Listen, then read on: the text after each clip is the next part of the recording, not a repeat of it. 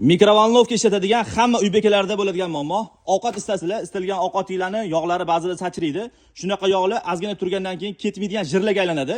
Eng kuchli sredstvalarni ishlatsanglar ham yordam bermaydi. Shunaqa holatda oson tozalanadigan, tepa-tekinga tushadigan variant ko'rsataman. Bunaqa holatda eng to'g'ri yo'l qanaqa qilinadi? Bir tarelka yoki taqsimchada suv olasizlar. Mikrovalnovkada razogrev, ya'ni motions funksiyasi bo'ladi. Eng maksimalniy motionsga ko'tarasizlar. Mikrovalnovkaning ichiga suvni qo'yib, 1 daqiqaga qo'yib, start rejimini berib yuborasizlar. 1 daqiqamizda tugadi. Ichini ochsanglar, suv shunaqa parlangan, isigan holatda bo'ladi. Daji qotib ketmaydigan jirlar ham yumshoq holatida bo'lib qoladi. Agarda 1 minut bergan vaqtinglar kamlik qilsa, yana 1 minutga qo'shib, bemalol davom ettirsanglar bo'ladi. Shunda qotib ketgan jirlar ham osongina ketadi.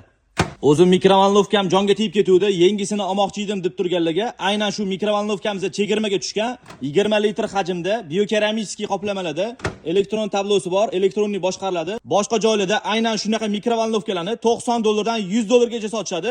Faqatgina bizning kanaldan bor yo'g'i $59 ga sotasizlar bo'ladi.